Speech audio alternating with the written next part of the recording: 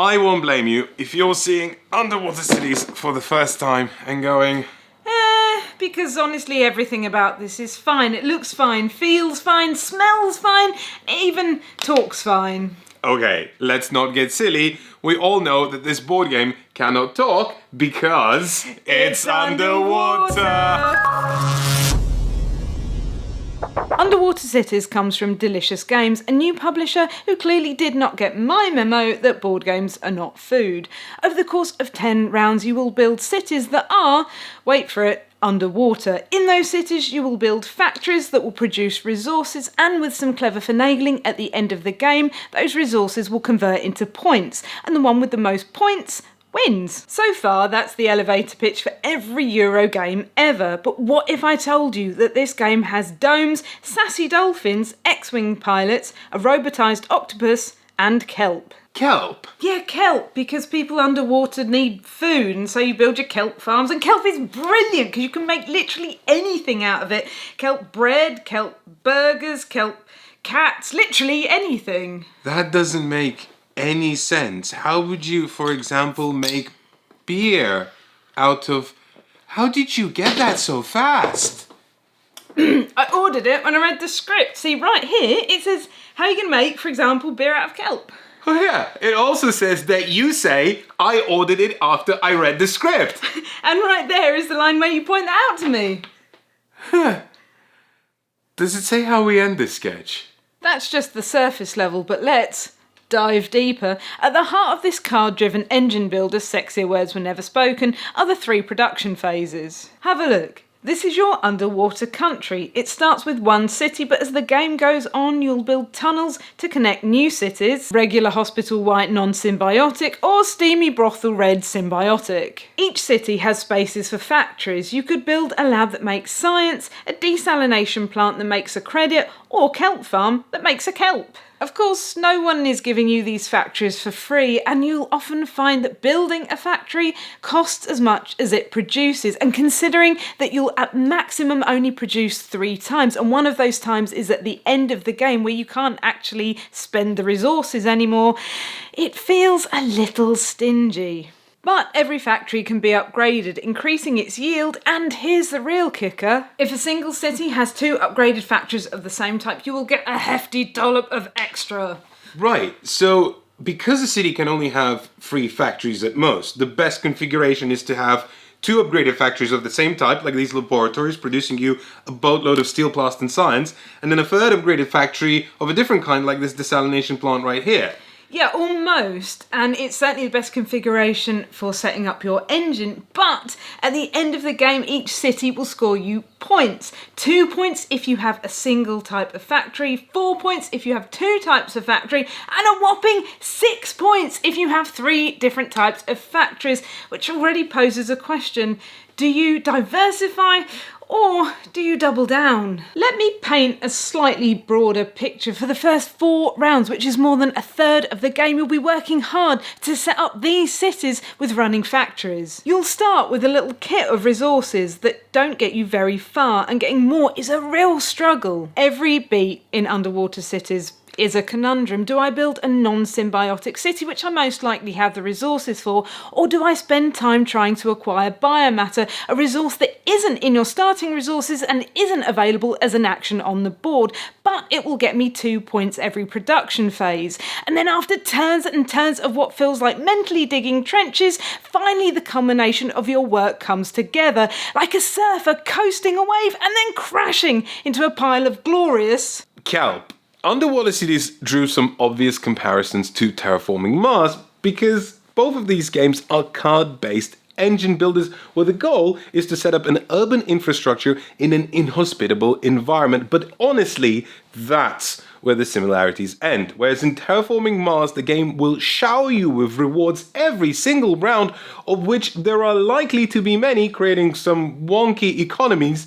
This game has a much more restricted approach. But when you, Sisyphus, finally push that boulder on top of that hill, you will be tumbling down in riches. As much as we made this game sound laborious, every time you get to act is an absolute delight. At the beginning of your turn, you will always have free cards. All you have to do is select from a dwindling plethora of actions. So for example, you could get yourself a bunch of resources, or build a tunnel, or if someone actually stole the action you wanted to take and you're feeling a little bit salty, get yourself a desalination plant or two. So if you want something, you better act quick, because each time you take an action, you block it off for the other players that round. That isn't new or exciting, that's just worker placement, but if Underwater Cities was a bear, then that bear's board game board isn't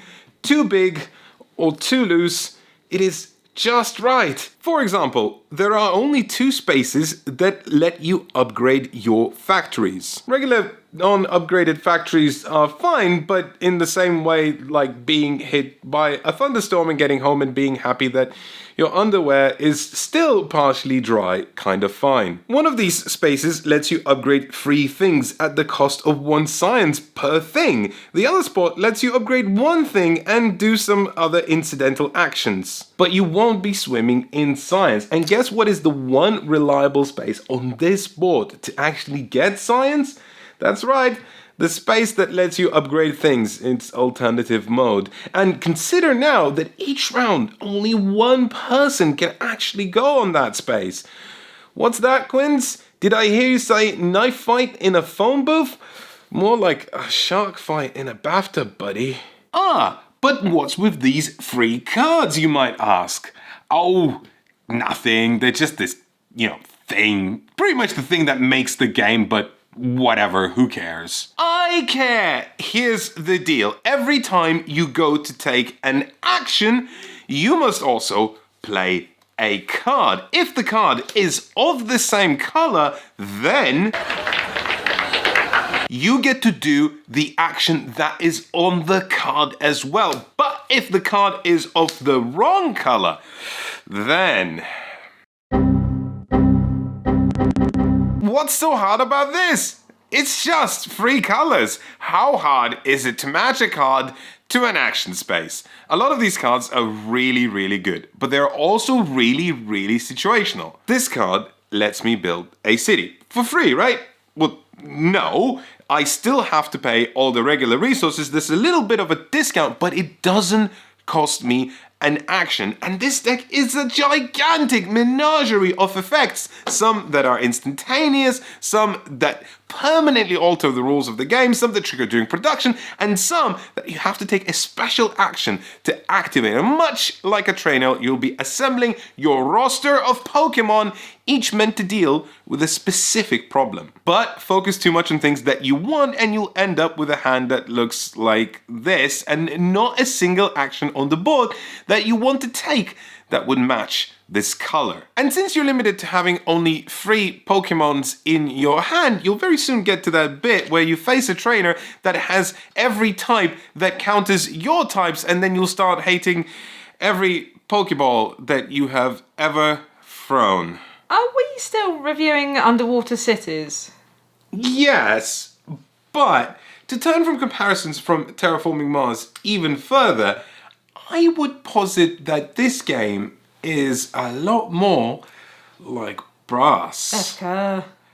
Okay, they're different games, Yeah, yes. very different. But this, you must play a card every turn, and that card is at the same time liberating and restricting, because there's literally about 100 possible decisions, but you know what you want, but how do you actually get it? Gameplay reminds me of the claustrophobically invigorating feeling you get from Brass. Yeah, right. But I think you're going to give people the wrong impression. In Brass, you so often get a kick out of leveraging your opponent's actions to your advantage, and that is not at all what's happening here.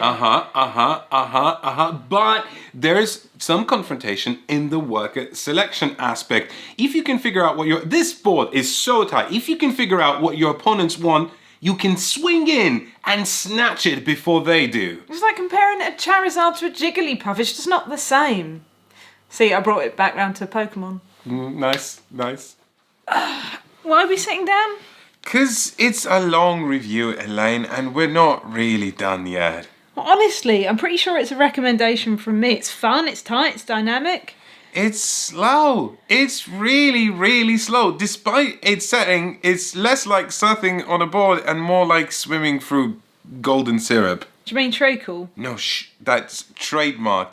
In fact, whilst you can certainly think on your opponent's turns, I have found myself slowing down so much that I started thinking about my turn and I became painfully aware that it's actually now my turn and the other players are staring at me, and now I'm thinking about that instead of actually thinking about my turn, and oh my god, somebody just please take me away.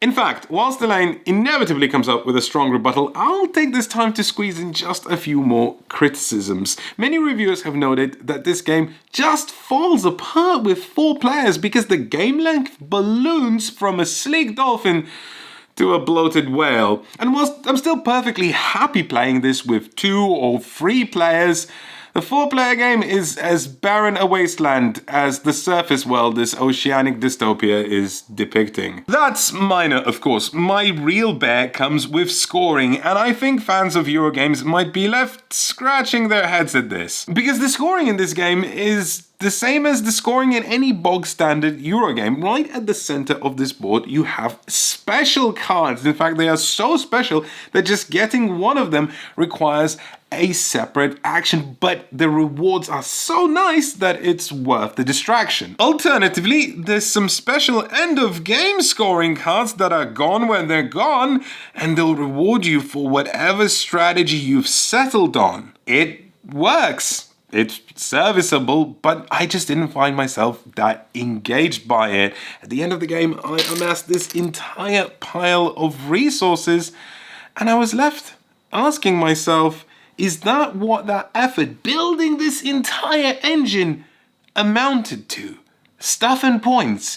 Is that what makes my underwater nation great? That might just be my growing dissatisfaction with non-innovative Eurogame scoring talking, which is certainly appropriate for some games, especially lighter puzzles that are a touch more abstract, but it feels a little remiss here in something that's just more thematic and more expansive. But let's talk about the components, because this game looks like it was made 10 years ago with toilet paper thin player boards and artwork that the best compliment I can come up for is practical and sometimes downright intimidating. Imagine opening up your board game box for the first time and finding something like this.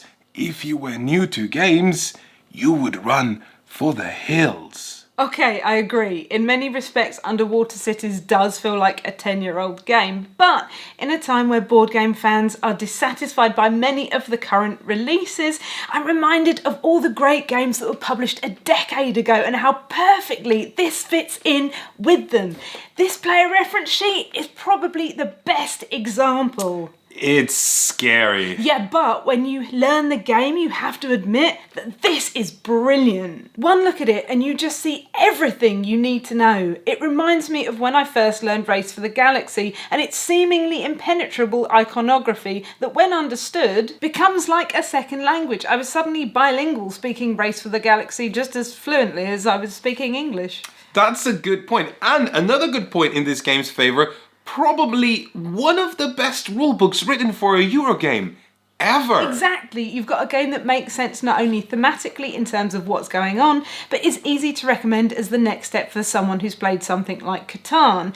It's quite a bit more complex, but the care that's been put into this manual means that with a bit of perseverance, most people will learn to tame this unwieldy beast. And we haven't even mentioned that the player boards are asymmetrical, encouraging different play styles each time you sit down to play. And heck, there's even an option for more asymmetry. It's like walking into an ice cream parlour and finding there's an option for more ice cream. Do you not want more ice cream, Efka? I like my ice cream just fine, but the asymmetry is what ultimately bothers me about scoring in this game. Sometimes a combination of a particular board and personal scoring objectives feels like an accidental blessing, and sometimes it's just a disjointed mess. A competent player could be dealt a winning hand before they even made their first move. See, that just doesn't bother me. If you start playing and realise something's not working, then change it. Make this game your own. And with so much variability, this is a box that you can dive into and find joy in again and again. And you have to admit this game is fun, and we would be mistaken not to recommend it. Okay, I agree. I think we can definitely give it the Elaine recommends, and Efka also recommends, but has some minor hesitations rosette, which in some circles is a very prestigious rosette. Don't you just love saying the word? Rosette. Like a tiny rose. Why don't you tell our viewers, what are we going to be getting up to at UK Games Expo? I'm going to be doing a Victorian parlour game show, which is the European leg of the tour. We did it at Shucks in Canada last year. There's a link right here. This one is on Saturday at 4 p.m. at UK Games Expo. We wanted to say before we sign off that we're sorry we've been gone for so long. That's because we took a little holiday after our Kickstarter, and then Elaine got knock-off measles, which is too much information, so bye-bye.